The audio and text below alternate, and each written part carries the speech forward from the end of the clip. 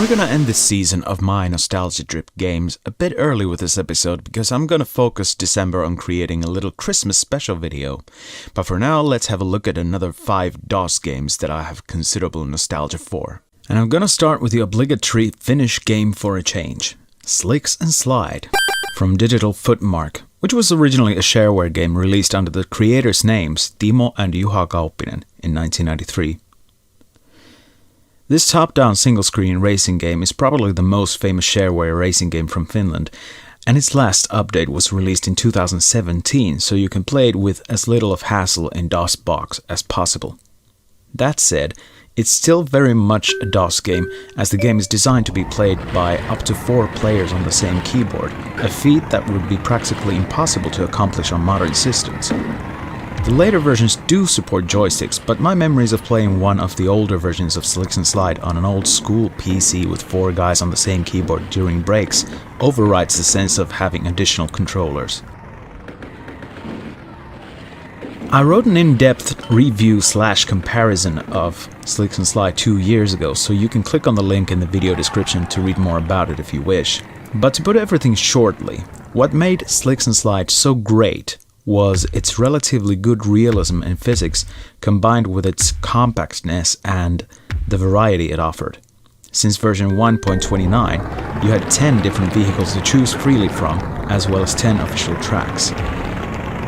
The game also had a track editor, so of course the fan community was producing plenty of new tracks on a regular basis. The track pack available at Digital Footmark's website has 175 new tracks, and it's pretty easy to get into making your own tracks. Then you had the optional weapons and damage systems and so forth, but for me, pure racing was always the thing. What this game needs these days is a good online racing portal, but considering it's still a DOS game in its current form, there's probably not much of a chance to see it on Steam or anything like that. So, DOSbox and a couple of friends hovering over the same keyboard is still the way to go. One of my earliest original CD game acquisitions for the PC came from a friend, and it was a double feature disc with Taito's Quicks variant called Wolfeed and the assembly line's masterful puzzle game called Pipe Mania, and I will focus on the latter for now. As far as I know, Pipe Mania was released for pretty much every imaginable major home computer and console between 1989 and 1992, apart from the Sega consoles for some reason. Lucasfilm Games was responsible for the North American distribution, and as usual the name had to be altered for the region, so some of you will probably know this game by the name of Pipe Dream. The idea is to connect a bunch of random pipe pieces to each other in such a way as to get the sewer slime travel the required length before your time runs out. Bonus points are awarded for using cross pipes and special pieces sometimes laying around. After completing a number of levels, you will get to play a bonus game in which you need to connect pipe pieces by strategically dropping them around the pit.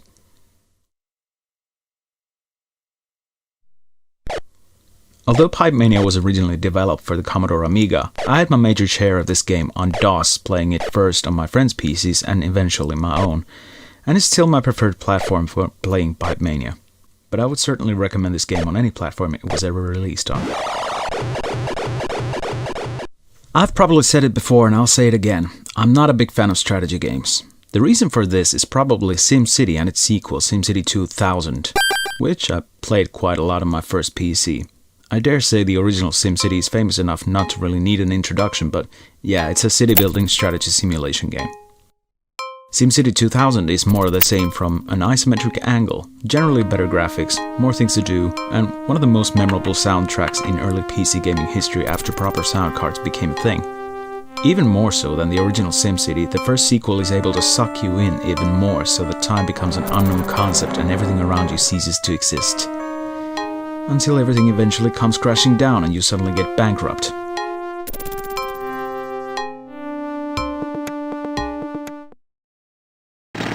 I spent way too many long days playing SimCity 2000 in the mid-90s that I never wished to put myself through such a vortex of time again in form of a single game.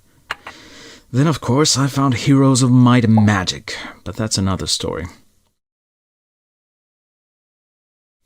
Anyway, I would still say SimCity 2000 is the most memorable game in the series, and I would happily recommend it to everyone, if I didn't know about its ability to suck the life out of young, unassuming gamers.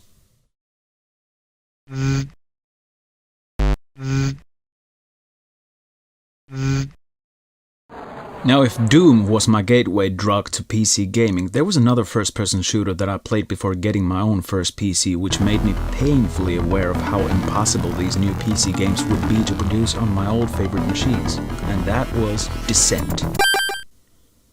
As if running around otherworldly mazes and shooting monsters in first-person mode wasn't epic enough, Parallax Software developed a 3D space maze shooter in which you really do need to think in all 3 dimensions to get your head around the easily disorienting tunnel systems within the minds of Moon, Venus, Mercury, Mars and whatnot. Your main mission is to find each mine's reactor core, destroy it and escape the tunnel system, all the while fighting various types of flying robots. You can also rescue hostages from the mines, but that's not exactly a necessity.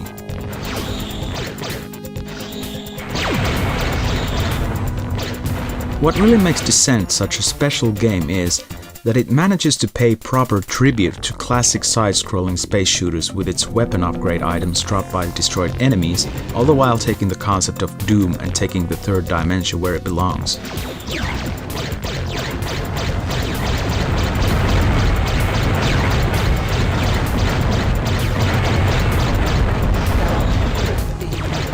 By today's standards, it's not the most comfortable first-person shooter to get to grips with, nor is it particularly attractive. But it is one of the more innovative ones, and I do enjoy having a go at it every few years.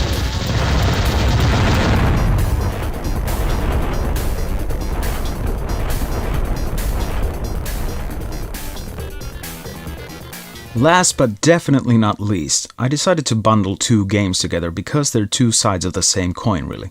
These 2 games are Accolade's legendary Winter and Summer Challenge from 1992, which, for me at least, were the last proper multi-event sport games in the classic Epic's sport games form, before athletic sports became pretty much a non-entity in the gaming world for a long time. Having said that, these 2 games don't have quite as much of things you need to learn to become successful at any event as some of the Epic's games do. More often than not, all you need is a bit of hand-eye coordination and a mean finger-tapping technique, since there are some levels that require nothing more than furious tapping of the Enter key and some steering or aiming. Although Epic's already attempted a more modern graphical approach to their old summer and winter games with the game's Summer Edition and Winter Edition, Accolade took everything to a full 3D environment, mostly with a third-person behind view of the player.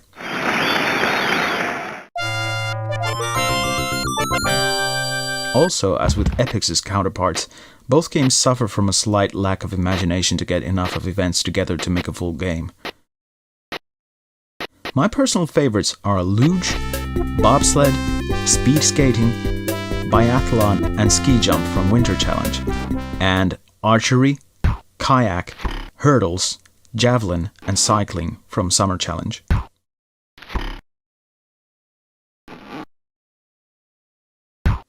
The downhill events and overly long cross-country skiing aren't really as much fun as you would expect, mostly due to the sadly uninspiring scenery. And the equestrian and most of the basic decathlon events just don't click with me here.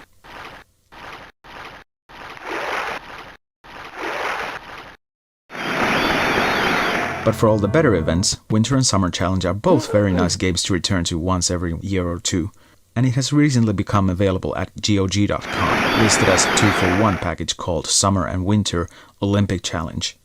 Rather oddly, these games were only ever converted for the 16-bit Sega, but perhaps that makes these games all the more special.